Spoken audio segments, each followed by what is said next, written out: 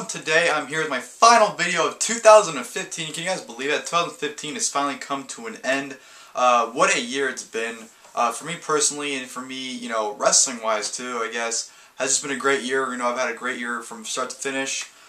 Great 19th year of my existence. So I really enjoyed the year, you know, in general. For wrestling, well, at least for WWE, at least, not so much. You know, this year has definitely been a rough year for WWE. I know a lot of people are saying this is one of the worst years they've ever had, that has just been absolute garbage, and you know, it's kind of hard not to disagree with it. You know, at the beginning of the year, I'd say the first half wasn't great, but it wasn't bad. It was good, I would say, but then towards the summer, you know, midsummer, late summer, it just started really going downhill, and you know, people probably say the last couple months they felt this way, but this has really happened for me the last, you know, couple like 4 to 6 months. People could say they felt this way, but for me, really started noticing this the last couple months, maybe since like October, maybe, that the product is just almost unbearable. Like, I'll be watching Raw, and usually I only not watch Raw when it's on commercial. Like, I'll go out of the room, get something to eat or whatever, go to the bathroom during commercials. But now, when I watch Raw, I have no problem getting up during the show and just doing whatever else that's not watching Raw. Like, I just do not care at this point about watching it. It's literally unbearable. It's really bad. It's terrible. It's bad. You know, even in the beginning of the year, it wasn't that great either. You know, you had some really bad Raws at the beginning of the year. Mania season sucked this year. You know, it was very bad build to the show, even though the show was amazing. I don't know how that worked out, but I guess when you have no expectations going into it, it just turned out to be amazing. But, you know, just not a very good year in general, especially with all the injuries that have happened. You know, we had a lot of big moments that happened this year, but we had a lot of negative moments as well, like especially with the injuries. You know, the injured list just goes up and up and up. That people are still out to this day from being injured. So, not a very good, you know, list, or a very good year for injuries as well. But for WWE, not a very good year. NXT, on the other hand, great year for NXT. Definitely, this is their breakout year. You know, last year they really started getting noticed, but this year is where they really broke out into being a big culture phenomenon. In my opinion, you know, they're doing shows outside of Full Sail now. They're really well known. They've become their own brand, as Triple H likes to say. They really are their own brand at this point, and they've really come into their own. And I'm really proud and really excited to see where NXT goes in 2016. So, WWE, thumbs down. NXT, 2 thumbs up for 2015. Definitely rambling on. Let's get to the video, of course. We have, I don't want to call it an awards video, but it's pretty much just like the best ofs and pretty much my opinions on what fits these categories I've had. I've been using these categories for the last, like, I don't know, 6 years or whatever. So, I think there's 18, I believe. I'm not sure, I have to recount, but I'm pretty sure there's 18 categories. And pretty much I'll just be giving you guys my opinions on which is the best for each category, which fits the best. Take note, for NXT, it's a little harder for WWE because, it's a little harder for NXT than WWE because NXT doesn't have the same guys weekly. It's rotation of talent, so it's harder to really recognize some of these categories because of that. So it'll be harder for me to really choose one. So in case I say something you don't really understand why I chose that, just keep in mind I was just trying to go with the best I felt with it.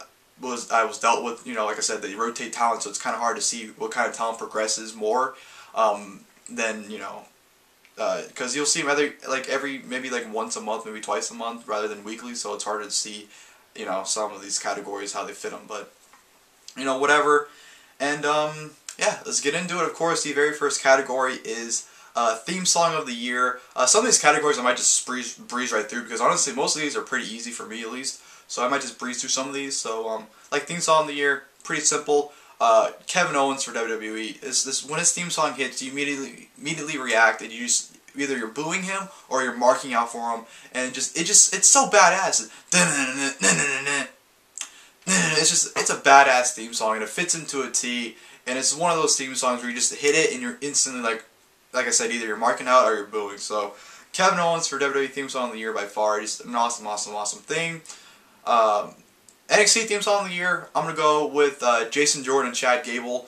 I love their theme song. I think it's awesome. I think it fits their characters. I love it. You know, I can't really put it. It's one of those songs where I can listen to it, and I can listen to it on repeat, and I wouldn't complain because it's addicting to me. I mean, other people may not like it, but I'm addicted to that theme song. I think it's awesome. Dun, dun, dun, dun. I love it. I really enjoy it. I think it's an awesome theme song. So, Jason Jordan, Chad Gable for NXT theme song of the year. Next category, we're on to Diva of the Year. There's no competition in my opinion. Diva of the Year for WWE, Nikki Bella. No competition whatsoever. This has been her year. Say what you want to say about her. You know, the naysayers, people are still say that she sucks. Nikki Bella is great. She was the best diva on the roster until the NXT girls came up in July.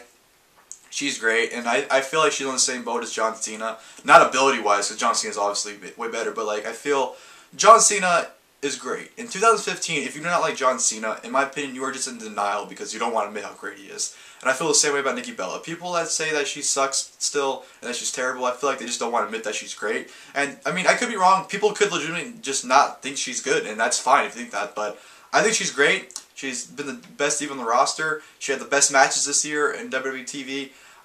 She was champion for the majority of it. You know, you can say whatever you want to say about her title reign, but she just had a great year, and she put on a lot of great matches, and she had not the greatest promos, but better promos than anyone else on the roster. So Nikki Bella definitely for WWE Diva of the Year. NXT Diva of the Year, the boss, Sasha Banks. Just her year from start to finish. She won the NXT Women's title at the beginning of the year.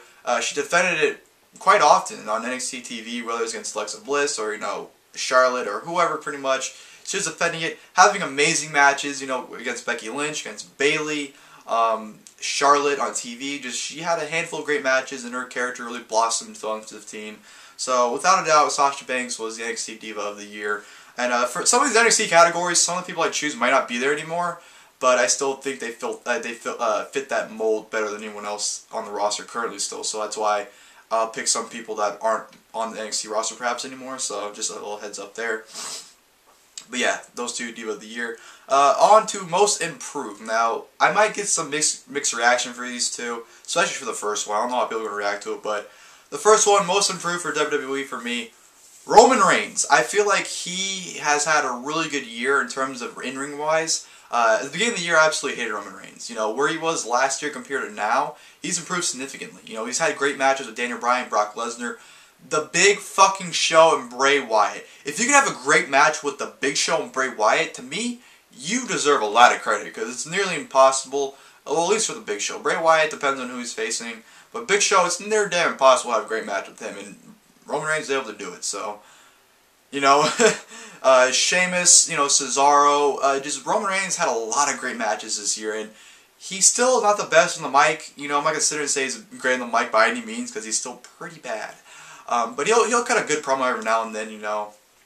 But for the most part, I felt like Roman Reigns definitely has grown as a competitor and really grown into his own as well. And he's definitely more comfortable, I feel, as a whole. You know, the promos, he's still not the best, like I said, but I feel like he's definitely grown a lot since where he was a year ago to now. So I think Most Improved definitely goes to Roman Reigns.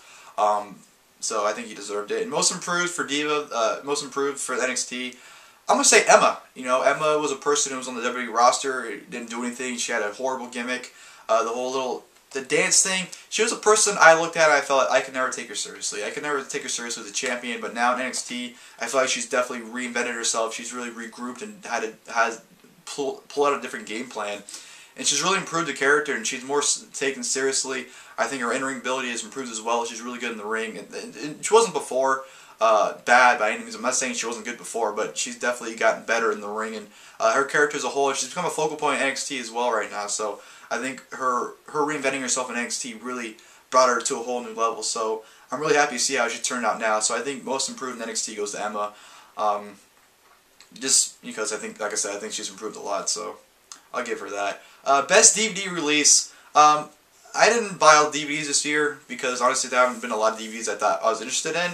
But if I had to pick one, and I'm not being biased because he's my favorite wrestler, but I'd say Daniel Bryan, just say yes, yes, yes. I have the Blu-ray, have a review on my channel if you want to check it out. Definitely recommending the Blu-ray if you're going to pick one of the two. I felt like that DVD as a whole is just awesome. You know, you get a great documentary and you get a lot of great matches. And it's a feel-good DVD set. You know, you don't get sad or anything. You get lightened up. You have almost all his title wins, minus his Intercontinental title win at WrestleMania this year. It's a great set with a lot of great stories too. The extras were great. It's a really fun set. I really enjoyed it. If I had to pick a second one, I'd probably say Owen Hart, Heart of Gold. I'd probably say second best. Maybe Ultimate Warrior could, you know, play in that factor as well. But the DVD I honestly enjoyed most from start to finish was the Daniel Bryan set. That's just my opinion. So there is that. Most disappointing match of the year. For me, for WWE, this is the match that I had such high expectations for, and it just did not deliver, and not because of them, just because of what the circumstances were given with. That being Seth Rollins versus Brock Lesnar from Battleground.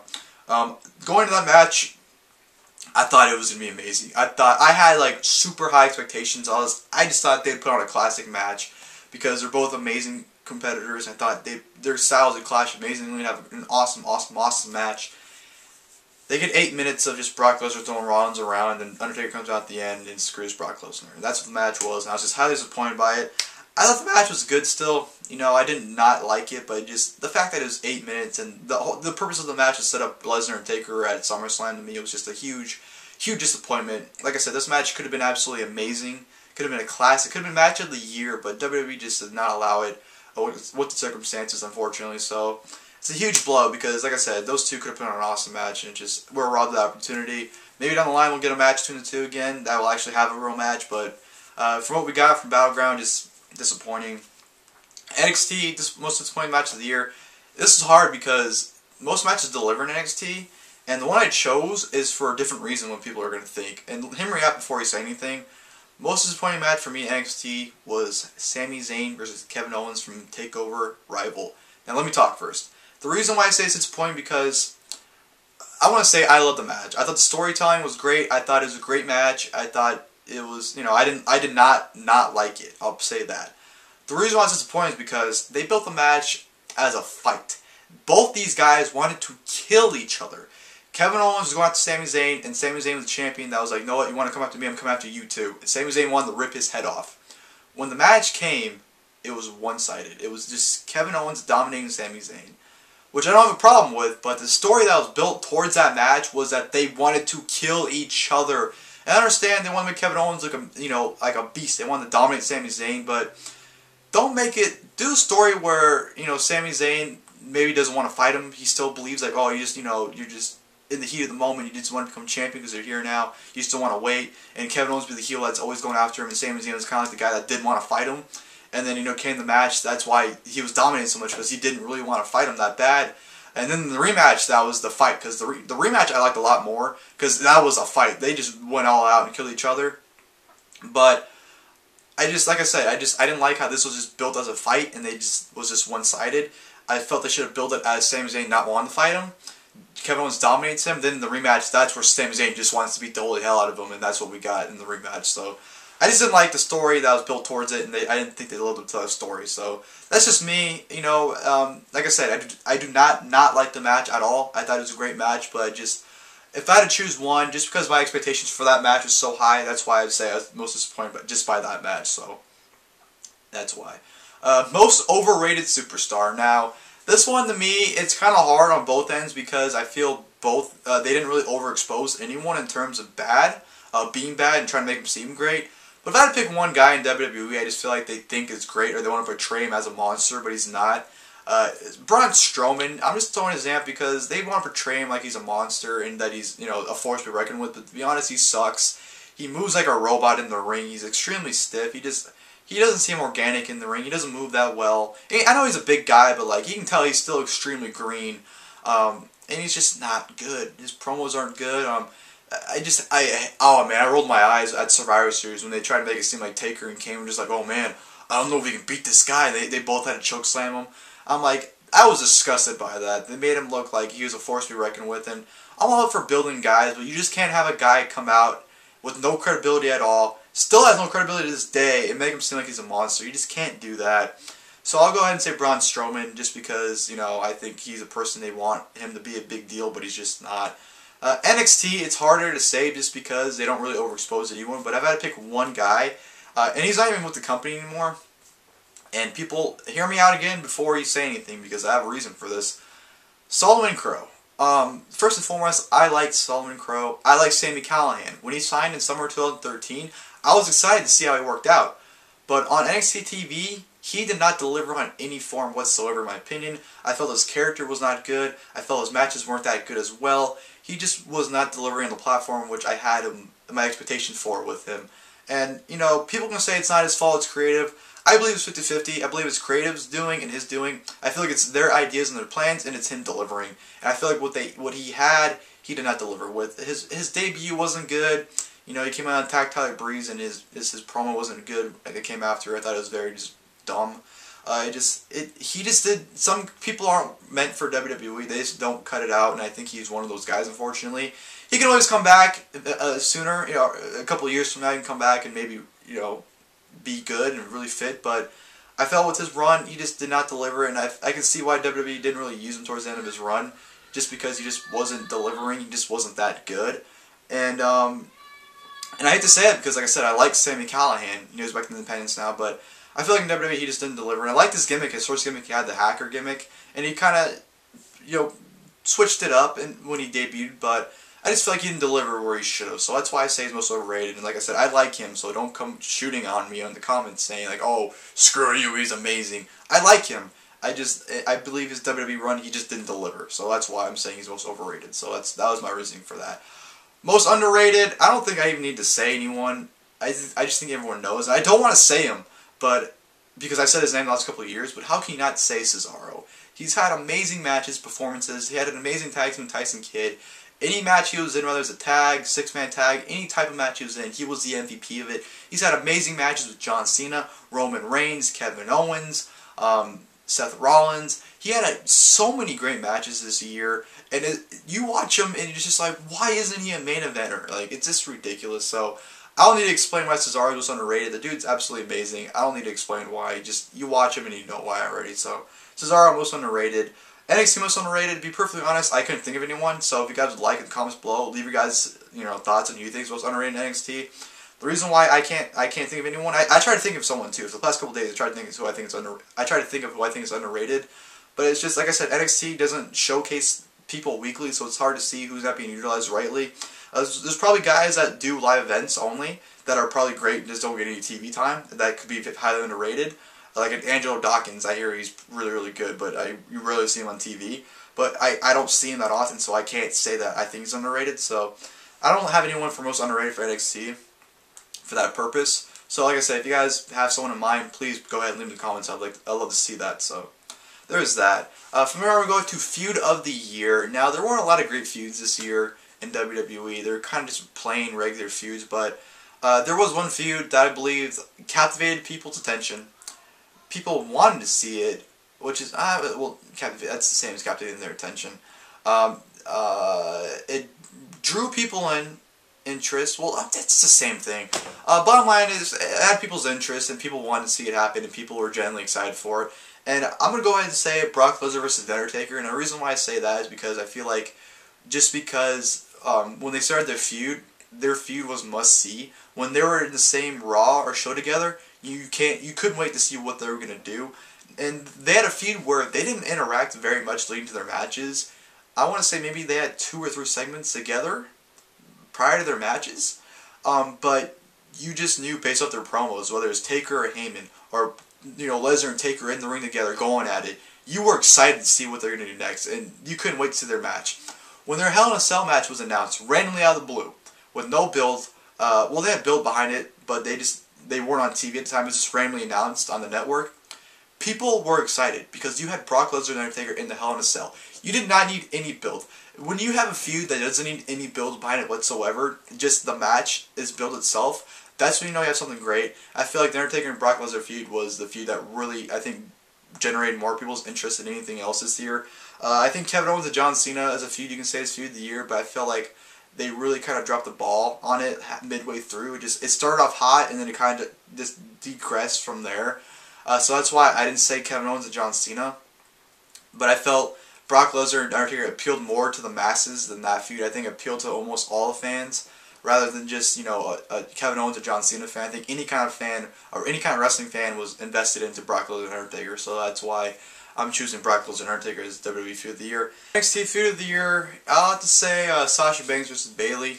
I feel like Bayley's road to the title, the story she had to overcome, the story that was being told for leading up to her becoming champion, I felt was absolutely great. Their matches were absolutely amazing as well. And, the segments they had, the contract signing they did on NXT TV was absolutely great, with Sasha just being the heel that she was. And, Bayley's story to that title was just absolutely amazing in my opinion. So that's why I say Sasha Banks versus Bayley was NXT's Feud of the Year. Just great stuff from those two. and you know I can't wait to see hopefully in the main roster someday. So that'd be really that'd be fun to watch. But yeah, that's that. Next, Face of the Year. To me, this is pretty easy. For WWE, I'm gonna go ahead and say John Cena. You know, I don't see how anyone else tops him as a face, especially with the year he had in terms of his U.S. Open challenge. Giving anyone an opportunity every week which is pretty much a big face thing to do in terms of like giving opportunities. If you're a big time heel, like you're not gonna give people opportunities. And if you're a face, you know, you give people opportunities, but not every week like John Cena was doing. And I just felt like he stood out more as a face than almost anyone else. You know, I think a person that comes close, unfortunately, is Roman Reigns. But I feel like just the way John Cena conducted himself in 2015, I feel like that's why he was definitely Face of the Year. So I'll give John Cena that. Face of the Year for NXT, I'm going to give it to Bayley. You know, Bayley's his person where it's just like, how can you not like Bayley? And just, like I said, her story earlier, her feud with Sasha Banks leading up to her title win, just the way she conducts herself as well, inside and outside of the ring. There's no way Bayley is not the most liked person in NXT. It's just, she's a phenomenal face, and there's no way she'll ever be a heel, in my opinion. Just, you can't turn her heel, ever. She's just too well liked, especially with the kids, and she's, I would say in terms of likeliness, or what she does, she's the John Cena of NXT in terms of how she is outside the ring, you know, with kids or whatnot. She's almost like a John Cena, so Bayley's Face of the Year for me at NXT. That's just my opinion. Mark-out moment of the year. This may be a little biased for WWE for me, but definitely when Seth Rollins cashed in at WrestleMania. I could not, you know, for months I was saying, you know, Seth Rollins had to cash in at WrestleMania. You know, I asked my friend Luke, Luke Cage, Luke Cara, whatever you want to call him on here. I've told him several times, like, Seth Rollins has to cash in at WrestleMania, and when he did in a way I did not expect. So that's why I marked out even harder. It's a great moment. It was an amazing way to end an amazing show, and it's one of my favorite moments I've seen in wrestling in quite some time. So I love that moment. I watch it and get goosebumps to this day still. So absolutely love when Seth Rollins cash in. For NXT, a lot of mark-out moments, whether it's debuts or moments and whatnot. I feel the #1 mark-out moment for NXT was when Samoa Joe debuted. I feel like that was just so many years in the making, and to finally see it come true, Samoa Joe in a WWE ring. Him coming face-to-face with Kevin Owens, too, was just something that's just been years in the making, like I said. And it was just, the fact that it happened, it was just like, I can't believe this is happening.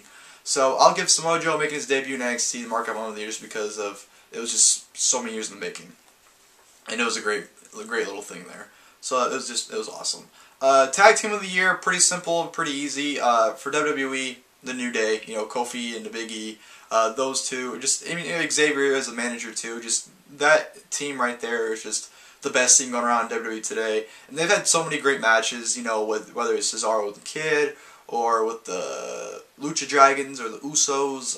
You know, the match with the Dudleys were okay. They're just the most entertaining tag team, and just their segments are awesome. They're always the highlight of the show every week, it seems. So, New Day, by far, WWE Tag Team of the Year. Tag Team of the Year for NXT, Jason Jordan, Chad Gable. No doubt in my mind, those guys are just absolutely spectacular, and they're the most fun team to watch at NXT. And when you watch them, you're kind of almost like, why aren't these guys on the main roster already? Because they're so ready, and they're just so good. It's ridiculous. And I can't praise those two enough. Those two are going to be huge on the main roster when they finally get up there. And those two are excellent. They're the best tag team in WWE today in general. Not just NXT, but in WWE. So, those two, just absolutely awesome. Best on the mic, no-brainers for WWE, Paul Heyman.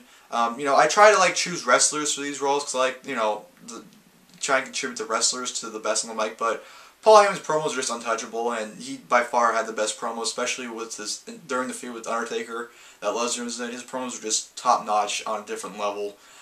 So it was just absolutely spectacular. So Paul Heyman, best for WWE. NXT, you know, one of the flaws of NXT, like I said earlier in the video, that they don't, you know, it's a rotation of guys, and you don't really get a lot of character progression. So you don't get a lot of characters in NXT. You just get a lot more of the wrestling. So that's one of the biggest flaws in NXT, I believe. So I'll say best on the mic was Kevin Owens. You know, his run in NXT, he definitely was the best talker on the mic out of anyone in NXT currently, still to this day, in my opinion. So no-brainer as well. I'd pick Kevin Owens, even though he was only there till August, but he was there for the majority of the year, so that's why I'll give it to Kevin Owens for best on the mic for NXT. Heel of the Year, For WWE, I'll get to Seth Rollins. You know, he was the guy that was just, you got sick of him after a while because it's just all over your TV. 4 segments on Raw, main eventing the show every week. Like, Seth Rollins is the guy that you just got annoyed by, so I'd give him that heel of the year. And, you know, he did heel tactics. You know, people can question him all you want about his title reign, but I feel Seth Rollins did his part of the heel in terms of getting annoying people. Getting to dislike him, and you know, it could be for the wrong reasons. You know, like I said, like just being on TV constantly it was just annoying. Wasn't really a reason to dislike him, but you disliked him for that reason. He was all over your TV. So I thought I'll say Seth Rollins heel of the year, you know, by far. And for NXT, you know, I'll go again and say Kevin Owens, just because, like I said, the character progression is not really that there, and they don't have a lot of great heels. You know, Baron Corbin and Samoa Joe are really right now the only heels they have, top heels. So I feel Kevin Owens definitely dominated as the top heel throughout the year. I feel like to this day, he'd still be dominating if he didn't get called up to the main roster. So Kevin Owens, I say, was the heel of the year for NXT. Show of the year, no-brainer for WWE, WrestleMania 31. No show even comes close besides WrestleMania. All pay-per-views this year were not that good, but WrestleMania was the one show where when it happened, you're like, okay, nothing's going to top this throughout the rest of the year. And nothing did. Nothing even came close. So WrestleMania, WWE show of the year. In terms of NXT, there's 2 shows I can think you can make a valid argument for, that being TakeOver Brooklyn and TakeOver Respect. But in my opinion, I had more fun and I enjoyed TakeOver Respect more. So I'm going to go ahead and say NXT TakeOver Respect as NXT show of the year. Like I said, if you made an argument for NXT TakeOver Brooklyn, I would make no arguments. I would see your point completely and I'd be like, you know what, hey, I can see why you think that. But for my enjoyment, I had more fun watching TakeOver Respect. And that's just my opinion. Like I said, you can say either show. Hell, you can probably say any TakeOver from this year, to be honest, and I wouldn't really argue it. But from just me having more enjoyment, I got more enjoyment out of TakeOver Respect, so that's why I say that's the NXT show of the year. Promo of the year for WWE, I'd say it was a promo on Raw. I think it was a week after Battleground, maybe 2 weeks. I just know it was Paul Heyman in the ring. Brock Lesnar was standing on steel steps, jumping around on it, and Paul Heyman was just giving the promo of his life to the point where I had a family member, my sister walked in during that promo, and she's kind of like, man, why is he all riled up for? I'm like, because he's excited, he's pumped. You know, he was just, that promo was just so good. And, I mean, I can't recite anything specifically he said, I just remember the emotion, the intensity he had in that promo. So that's why I would say that was promo of the year. NXT, it was a promo, it was the, before TakeOver Brooklyn, Kevin Owens was cutting a promo on a ladder. And that entire promo he cut a promo on the crowd, he cut a promo on pretty much anything and everything that was standing and living and breathing in that arena. Just everything Kevin Owens said was just absolutely great and gold. And I thought it was a great promo, and you know, Finn Balor coming out at the end and having their little brawl right there, I felt that was a great segment in general. Just the promo Kevin Owens cut in that segment was just really good. So I'd say that was promo of the year for NXT. Match of the year, pretty simple. For WWE, this match happened at the beginning of the year. It happened. I was like, this is going to be really hard to top. And there's been a handful of matches that came close to topping it, but nothing did top it. And that match being Brock Lesnar versus John Cena versus Seth Rollins from the Royal Rumble. That match was just absolutely amazing. I can't get over how good that match was. I thought it was going to be awesome, but it was better than I expected. It was absolutely phenomenal. And it's just an awesome match. By far my favorite match of the year for WWE. Most enjoyed it out of any other match. Just absolutely fantastic. Rollins' performance was great. Brock Lesnar dying and coming back and killing everyone was great. And you know, John Cena was just kind of there. Not saying he didn't do anything, but like he didn't do anything really worthy besides mentioning. Really besides what Rollins compared to what Rollins and Lesnar did. So just an amazing triple threat, by far match of the year. NXT match of the year. Bayley, Sasha Banks TakeOver Brooklyn. The storytelling, the wrestling, everything about that match was just off the charts. And, it's so good. So good. I love that match, and just, like I said, the storytelling, the match, and the after-match post segment was just spectacular as well. So, Sasha Banks, Bayley definitely had the match of the year for NXT. Then we go down to Superstar of the Year. Pretty simple, WWE, no one had a better year than Seth Rollins. His performances throughout the year, his top to bottom, he started off as Mr. Money in the Bank, won the title at WrestleMania, only lost the title due to injury, had a 7-month title reign. People can say what they want to say about his title reign. I thought he did a good job for the most part. I know people like to say it was terrible. You know, he did, you know, they didn't portray him the best, but he did have a lot of good moments as well in terms, like, people don't really recognize, he had quite a handful of clean victories, like, over Dean Ambrose, over Randy Orton. Those are two notable ones, but he's had a handful of clean victories, which I think people forget about. So, I mean, like I said, say what you will about his title reign, but his performances too, the fact that he just grew, he was perfectly groomed into the main event guy that he was this year. You know, 2014, they pretty much groomed him from that summer going forward to WrestleMania. For 9 months, they groomed him to that spot, and I feel like he fit that void really good. And, you know, he was portrayed as a top guy. You can say that he ran away from his opponents, but he's a heel. I understand, you know, like, he doesn't have to always run away. You know, he did have dominant moments where he'd get in the ring and kick their ass, so I think people forget about the good things and the positive outlooks that he, you know, they made him look. You know, people just like to focus on the negative, because that's wrestling fans for you, but by far, Seth Rollins, Superstar of the Year, there was no comparison, in my opinion. I think if someone was close, it was John Cena, but I think just because Seth Rollins accomplished way more and made a bigger name for himself, that's why I say Seth Rollins, Superstar of the Year. NXT Superstar of the Year, again, no comparison. Finn Balor, he is the John Cena of NXT. In terms of, like, name-wise to the brand, without Finn Balor, the reason why he's still there is because no one can fill his shoes. That's why Finn Balor is still in NXT to this day. And, you know, hopefully someone comes around soon, because Finn Balor needs to be in the main roster, in my opinion. Like, he just needs to blossom there already, but right now, he's tearing it up in NXT, and I'm glad that he is. And like I said, he literally is, he's just the John Cena of NXT in terms of just what he means to that brand and the name that he possesses to that show. He's a focal point, and he's the guy in NXT, so I don't see how you can say anyone but Finn Balor is Superstar of the Year, so there's that. And then the final category will be Superstar to look out for 2016, you know, who I think is going to have a breakout year, or notable year at least. For WWE, hopefully he has a breakout year, and I think he should. I think it's the best thing they can do is make him not necessarily a main event guy right away, but make him transition to that top spot. That being Kevin Owens, you know, I think Kevin Owens is a great asset to that company, and I think he can be the biggest heel now. You know, with Rollins being out, they don't really have a top heel at all.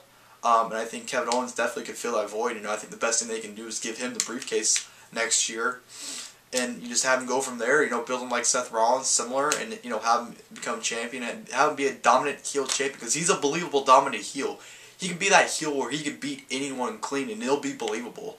That's just the way Kevin Owens is, and I feel like he really should have a breakout year in 2016. Like, Kevin Owens is going to be a big time player in WWE, and I think, you know, I know he's been on the main roster for 7 months, but he's already ready to blossom to the top guy. You know, not saying to be the #1 guy, but like, he can be in the top position as one of the top guys, and I feel like they really need to pull the trigger on him, and hopefully they do in 2016, because like I said, it's not a matter of if he can do it, it's just when they give him that time, and when he gets the opportunity to showcase what he can do, and I believe he'll be one of the biggest names in WWE when he gets that opportunity.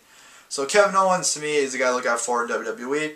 NXT, it's hard to say, because I think there's names that have yet to come to NXT, whether they're on their way or just not signed there yet, or there's names that just haven't debuted on the brand yet that may be just, you know, floating around waiting to be on TV. So it's hard to say, because I think I'll say a name, but then someone else come along and be like, oh, they're going to be the person to look out for. But as of right now, if I had to choose one person, I'd say Apollo Crews, just because I think he's a full package. The dude's absolutely amazing. He's amazingly good, and he has a look, he has the ability, he's too good, and I feel like I'd be mildly surprised if he isn't NXT champion in 2016, to be perfectly honest. I'd be mildly surprised if he isn't champion. I just feel like, like I said, he has a full package, he can utilize it, and he could be a top player at NXT. I can see him being a top guy that people pay to see at shows, so I can see him filling that void, and it's just a matter if they pull the trigger on him or not. I think they will. I think they'll pull the trigger on him, whether it's next year or sometime on the line. I think he'll get the opportunity, but I think Apollo Crews definitely a guy to look out for in 2016 in NXT. But yeah, that'll do it for the video, guys. Hope you guys enjoyed the video. You know, if you guys would like, please go ahead and leave your guys' comments below about who you think should fill these voids, in your opinion, for each category. who you think best fits each category and whatnot, or whatever. Hopefully, 2016 is a better year for WWE. I think 2016 for NXT is going to be an amazing year. I really think they're really going to come out on their own. I know 2015 was a breakout year, but I think 2016 is a year where they really make a name for themselves in terms of like being like not affiliated with WWE.